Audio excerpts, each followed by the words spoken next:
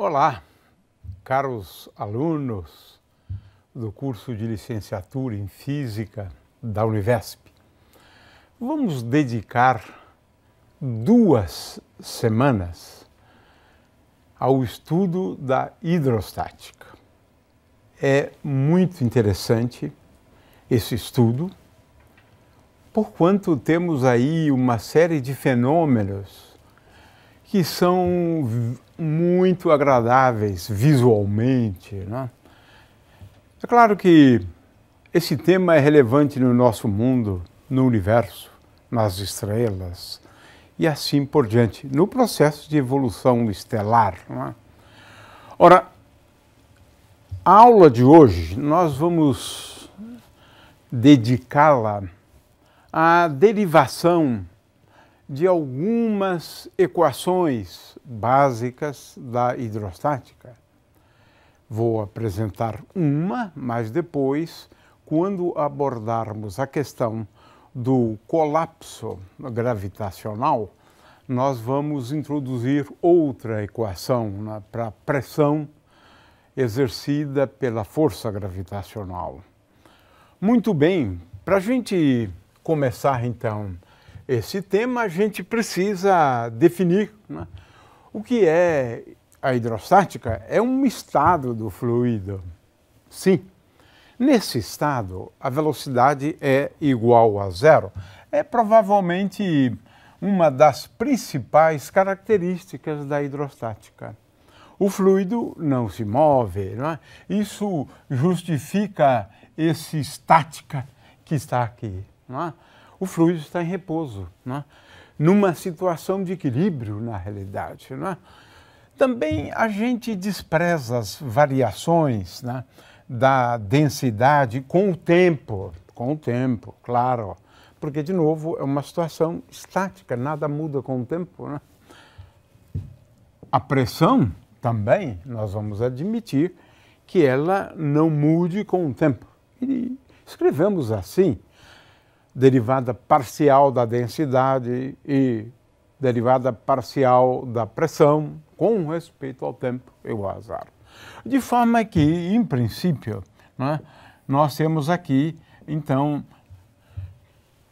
2 condições, né? É que a densidade não varia com o tempo e nem a pressão varia com o tempo, mas varia de ponto a ponto no espaço. Eu quero chamar a atenção para o fato de que, na hidrostática, nós escrevemos equações tanto para a densidade quanto para a pressão. Então, em primeiro lugar, eu preciso saber a densidade para depois determinar a pressão. Em geral, não é o contrário, né? Nós estabelecemos a pressão e depois derivamos a densidade. Não. Usualmente, né, é mais fácil determinar a densidade, né? Muito bem, então vamos às equações, né? Em primeiro lugar, eu quero dizer o seguinte: nós vamos estudar, né, o equilíbrio, né, quando o fluido se encontra sob pressões, né? E aqui eu quero mencionar 3, né, que são importantes, 2 delas no nosso mundo. A terceira também, né, mas menos, né? A pressão gravitacional, que é a pressão exercida pela força gravitacional agindo sobre cada pequena porção do fluido, né? A pressão do gás, em se tratando de um gás, né? E, finalmente, a pressão da radiação. Essa é muito importante no processo de evolução estelar, né? Então, o nosso problema aqui é o seguinte: se eu determinar, ou experimentalmente, ou souber alguma coisa sobre a densidade, então, a partir das equações que nós vamos derivar, a ideia aqui é de determinar a pressão, né? Esse é o ingrediente, na realidade, mais importante no caso da hidrostática. Poderia ser ao contrário também, mas a gente, em geral, faz alguma hipótese sobre a densidade para determinar a pressão. Muito bem, vamos então aqui ver um vídeo bem curto, né, para a gente entender o que é a pressão exercida por um gás.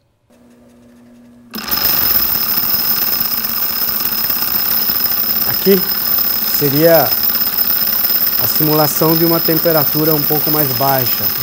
As partículas estão se movendo com uma velocidade um pouco menor, uma energia cinética menor. Muito bem. Então, agora vamos a diferenças de pressão num fluido como consequência da força gravitacional. Aqui eu tenho um bom exemplo, não é? Quando mergulhamos, à medida que nós vamos a profundidades cada vez maiores, a pressão vai crescendo linearmente com uma profundidade. Essa pressão é a pressão devido à força gravitacional. Então, essa é uma pressão de origem gravitacional, porquanto esse é o resultado, né, da força gravitacional. Muito bem. Finalmente, a pressão atmosférica. Vamos dedicar uma aula à pressão atmosférica. Essa quantidade enorme de fluido que está acima da superfície terrestre, acima de nós, né? Muito bem. Pressão da radiação, né? Eu quero que vocês assistam aqui um pequeno vídeo, né, a respeito da pressão da radiação. O que é a pressão da radiação? Ora, fótons, porque a radiação é composta por fótons. Fótons colidindo com uma superfície, transferindo, então, um momento para a superfície. E a variação de momento está associada à força e essa, por sua vez, está associada à pressão. O fato é que temos aqui, então, basicamente três tipos, né, de pressão, né? Eu tenho plaquinhas de mica pintadas de preto fosco, né, de um lado, e do outro lado ele é prateado. Então, quando eu incido o laser do lado preto, vamos ver o que acontece. Ele absorve melhor, né, claro? Ele absorve melhor, aquece mais do que do lado prata. O aquecimento faz a temperatura do ar na superfície da placa ficar maior. A temperatura sendo maior, você aumenta a agitação térmica, a pressão aumenta naquela parte e ocorre uma diferença de pressão da parte preta, da superfície preta com a superfície prata, do arzinho que está ali em volta. Sutil, hein, Cláudio? Muito sutil. Muito sutil. A diferença de pressão exerce uma força que tende a fazer ele girar do lado preto para o lado prata. Muito bem. No colapso gravitacional, e agora estou falando do processo evolutivo de uma estrela, né? Nós temos, então, esses três tipos aqui de pressão. Aqui eu estou falando de uma estrela estável, e ela é estável durante um bom número de milhares de anos, né, de centenas de anos praticamente, né? É muito lento o processo de evolução estelar. Muito bem, o fato é que no caso de uma estrela, né, o que nós temos aqui? O que nós temos é a pressão gravitacional, que procura encolher a estrela. No que dependesse da gravitação, a estrela se reduziria a um pontinho, né? Mas aqui nós temos outras duas pressões que se opõem à pressão gravitacional, né?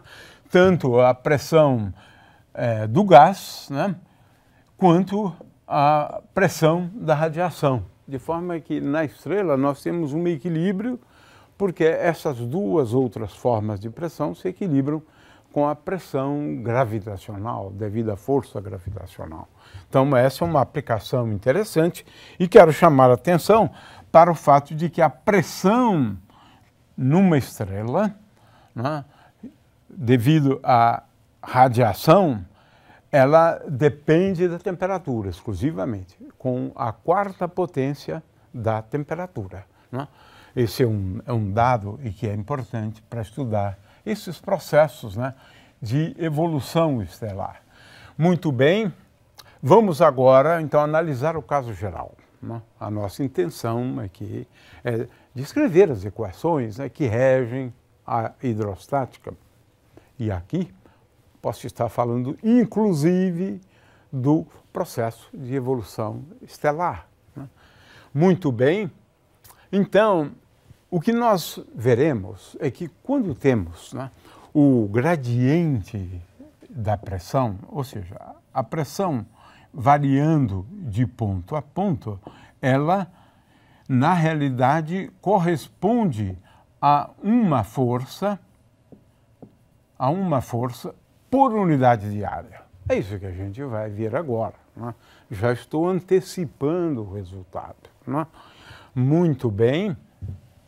Então, vamos agora escrever a equação básica, a equação fundamental, por que não, da hidrostática, né? É claro que para isso nós estamos fazendo da seguinte forma: consideramos um elemento de volume infinitesimal do fluido, né? Esse elemento infinitesimal, como está indicado aqui, veja, ele tem na realidade uma largura infinitesimal. dy tem uma altura infinitesimal dz e tem uma profundidade, né, igual a dx.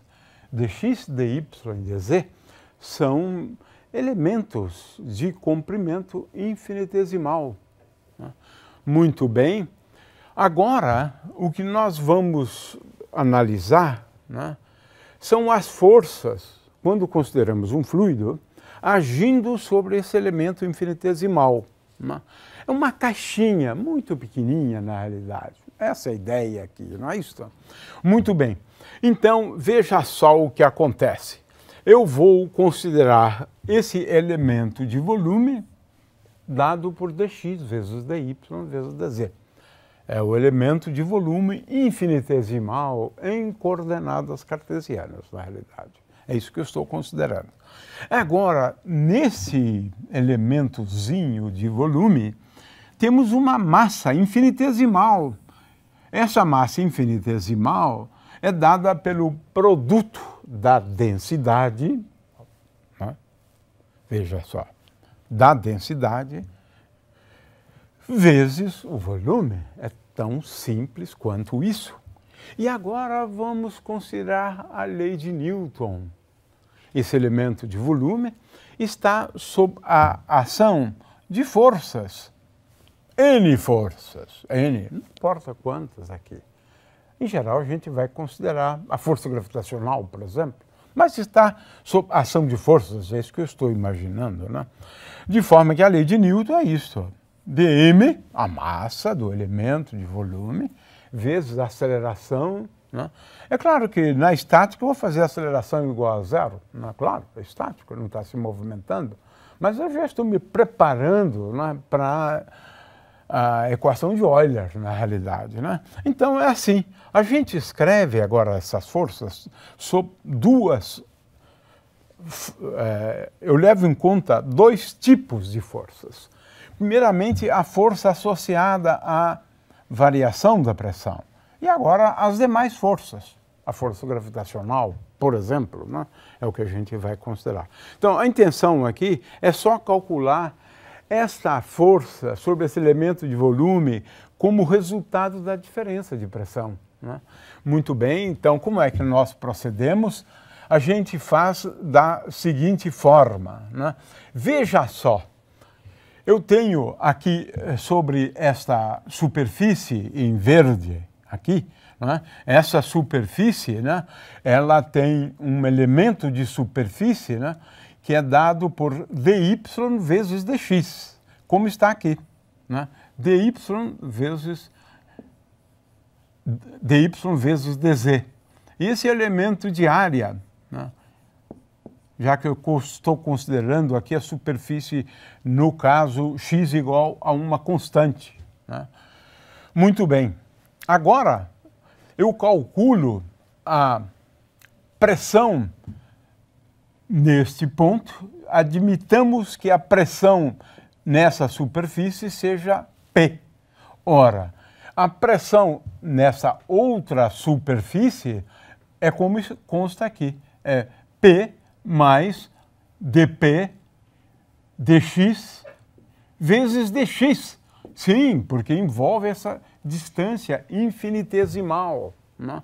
Isso aqui vem do cálculo, Ou seja, dp, que é a diferença de pressão, né? dp é igual a menos dp dx dx. É isso. Eu considerei estas duas superfícies, na verdade, né? Essas que estão aí em verde. E olha só, que coisa curiosa. Eu descobri, né, que a força dF, que se origina quando eu tenho um gradiente de pressões, né, essa força é dada por menos dp dx, né? Menos dp dx vezes dx vezes dy dx. Consequentemente, eu já tenho aqui a componente x dessa força. Para a componente y dessa força, eu considero agora outras duas superfícies, né? Uma superfície localizada em y e uma outra em y mais dy. São essas superfícies aqui em azul, a de trás e essa aqui da frente, essas duas superfícies, né? Então, se aqui a pressão é P, a pressão lá é P mais dp dy vezes dy. É isto, ó. Está escrito aqui, né?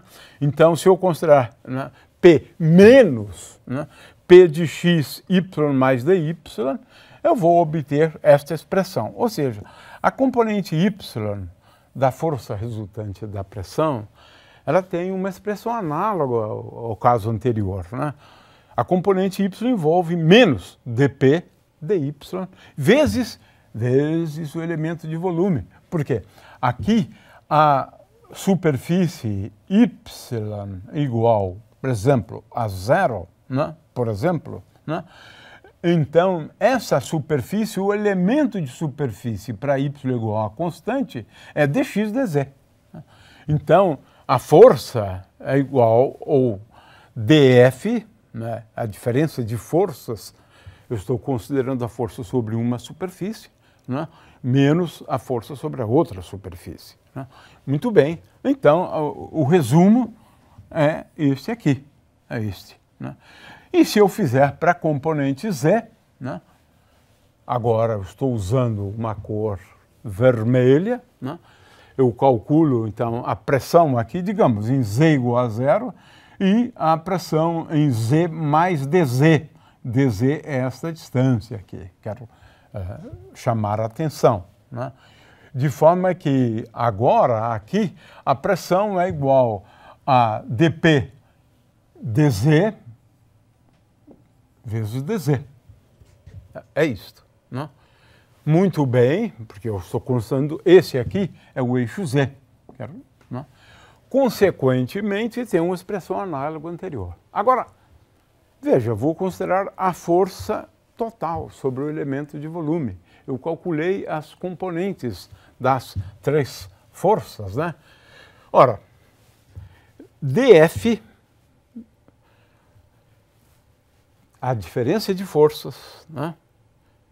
Portanto, o elemento infinitesimal de força sobre aquele volume, né? O volume é dx, dy, dz, a componente x é igual a menos dp dx vezes dv. podemos chamar isso aqui de V. Claro, devemos chamar de dV. dFy é igual a menos dP dy dx e assim por diante. Conclusão, se eu levasse em conta a aceleração também, né, o que eu tenho? Massa vezes a derivada com respeito ao tempo da velocidade daquele elementozinho de volume do fluido, né, é igual a menos gradiente de P, que já deduzimos antes, né, vezes dV. E é claro que eu tenho aqui, eventualmente, outras forças. Eu escrevi assim. Ora, no caso da estática, né, que é o que interessa para a gente, né, dV dt é igual a zero. Então, esta aqui é a equação, na realidade, básica, né, da hidrostática. Menos gradiente de P, porque menos gradiente de P, ou, se quiserem, gradiente de P, né, é uma força. Se eu tenho um gradiente de pressões dentro de um fluido, e se eu considerar um elemento infinitesimal de massa no interior do fluido, então, como resultado da variação das pressões, surge uma força por unidade de volume, que é menos gradiente de P, né? E é claro que aqui eu tenho que levar em conta outras forças. Em princípio, né? Em princípio, essa é a equação mais geral da hidrostática, né? Então, vamos considerar agora o caso, né, das forças gravitacionais, né?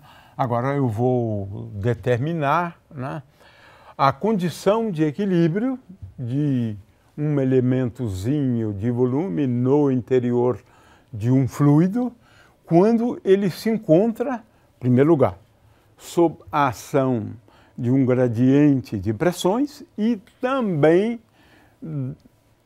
da força gravitacional, né? Muito bem. Agora, como é que eu escrevo a força gravitacional? A força gravitacional tem essa forma aqui. dF é igual a dm. dF porque eu estou constando o elementozinho de volume infinitesimal, né? Então, dF, agora levando em conta aqui a gravitação, né? dF é igual a dm vezes g. Quem é g? G é a aceleração da gravidade, que, claro, no mais das vezes depende do ponto. G, por outro lado, a aceleração da gravidade, eu escrevo como menos o gradiente de φ, que é o potencial, mas eu prefiro o potencial, na verdade, como sendo V, né? Então, G é igual a menos gradiente, G, portanto, é igual a menos gradiente de V. Com isto, lembrando, né, aqui que o gradiente de uma função φ é dφ dxi mais dφ dy. O que eu tenho aqui é o gradiente de V. Consequentemente, aqui eu tenho o resultado, né, que nós procurávamos. Se eu tenho apenas a força gravitacional, né, agindo sobre aquele elemento de volume infinitesimal, né, então aqui está a equação, né, que em princípio vai ser utilizada depois para a gente deduzir a equação de Euler, mas por enquanto nós estamos considerando o dV dt igual a zero. Conclusão, temos aqui a equação fundamental, né, da hidrostática, levando em conta a existência de uma força gravitacional agindo sobre um fluido e levando em conta que existe um gradiente de pressões, né? Aqui está.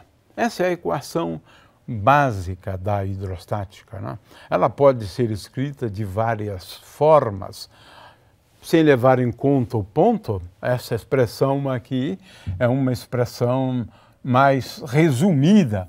Agora, se eu lembrar que G é igual a menos gradiente do potencial, né, gravitacional, essa é a expressão, né, da equação fundamental da hidrostática. Basicamente, nós estamos levando em conta o equilíbrio de duas forças. A força resultante do gradiente de pressão e a força gravitacional. Na realidade, nós estamos escrevendo aqui que a soma dessas forças na situação de equilíbrio é igual a zero. O que tem de novidade aqui é a dedução desta expressão para força por unidade de volume, que é igual a menos gradiente de P. Consequentemente, essa passa a ser a equação fundamental, né? É claro que se a densidade for constante, isso é um caso simples, né? Se a densidade for constante, eu posso colocar esse ρ que está aqui, eu posso colocar aqui dentro, porque é uma constante.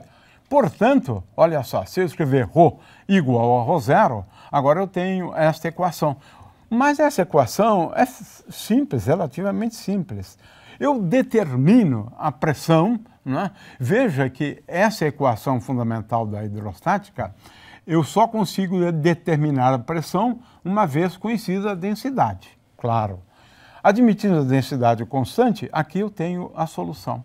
P, veja, se relaciona de uma maneira simples, né, com a pressão num determinado ponto, né, menos ρ0 vezes V.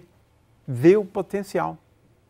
Pronto, eu tenho uma solução muito simples, né? Quando eu tenho um fluido cuja densidade é constante ao longo de todo o fluido. Eu tenho aqui a solução, pressão. É um caso relativamente simples, né? É claro que ele tem aplicações, né? Por exemplo, no interior de um fluido, né, tenho esta expressão, mas agora eu considero um caso simples, né? Veja, onde o potencial, né, gravitacional, né, depende só da coordenada z, né? Só da coordenada z. Aqui eu estou orientando para baixo o eixo z, né? Em geral, a gente orienta para cima. E quando a gente orienta para cima o eixo z, se fosse orientado para cima, V é igual a m vezes g vezes z, né? Vezes z, né? Muito bem, olha só, eu deduzi essa expressão que, né, se eu considerar aqui um ponto como sendo z igual a zero, né, então a pressão varia linearmente com a profundidade, com a coordenada z. É a lei de Stevens. Então deduzimos aqui de uma maneira bastante geral, utilizando equações muito gerais, deduzimos a lei de Stevens, né? Um outro exemplo, mas esse aqui é um pouco mais complexo, claro, é o equilíbrio de grandes massas, né? Estrelas, por exemplo, né? Agora aqui a gente precisa calcular a pressão gravitacional de um outro jeito, né? E não vale aquelas expressões anteriores, porque agora, né, a densidade varia, a gente sabe disso, né? A densidade, por exemplo, da matéria no interior da Terra é bem maior do que a densidade na superfície, por conta da pressão gravitacional. Procura comprimir a matéria. Numa estrela, vale a mesma coisa. A densidade depende da distância até o núcleo da estrela, até o centro da estrela, né? Agora já temos um problema mais complexo. Esse ρ, dependendo da distância, ele é uma consequência da pressão gravitacional, claro, né? As partes de cima da estrela comprimem a estrela de tal maneira a aumentar a pressão. Agora, quem está na superfície tem, né, uma pressão gravitacional agindo sobre ele apenas devido, digamos assim, à atmosfera ou terrestre ou da estrela, assim por diante. O fato é que no interior a densidade é muito grande, a densidade de uma estrela. Então, ρ varia com R. E agora temos um problema que é determinar, né, esse ρ variando com R. Mas, de qualquer maneira, mesmo no interior da Terra, né, as pressões são muito grandes, bem maiores do que na superfície, e as densidades também, né? O que previne, né, a Terra de se tornar um pontinho é o equilíbrio, né, que nós já falamos anteriormente, né? Temos outras pressões exercidas pelo calor, por exemplo, né? Muito bem. Agora temos aqui um problema envolvendo, então, uma densidade que depende de R, né? A pressão também depende só de R. R é a distância de um elementozinho de massa, né, até o centro da Terra, ou até o núcleo de uma estrela, né? Muito bem. De forma que agora a gente aplica um truque, que é o seguinte: eu tomo divergente dessa equação, aqui do lado direito eu tenho o Laplaciano de V, né? Mas a gente sabe que o Laplaciano de V é igual a 4π vezes G vezes ρ, né? De forma que, substituindo e utilizando coordenadas esféricas, nós podemos encontrar uma expressão, né, para pressão, ou pelo menos a derivada da pressão, né, como função de R. E essa equação aqui eu posso escrevê-la de um outro jeito. Aqui está, então, a expressão. E para eu determinar a pressão gravitacional, eu integro esta expressão mais uma vez. Aqui está. Eu tenho uma outra maneira de apresentar, mas acho que basta isso. De qualquer maneira, vemos aqui, né, que são equações bastante gerais. Finalmente, eu quero lembrar que a força sobre um objeto qualquer, né, que está em contato com o fluido, e se esse corpo tiver uma superfície, ou tem uma superfície S, a força é igual a uma integral de superfície da pressão, né? Mas isso a gente vai deixar para aplicações depois, né?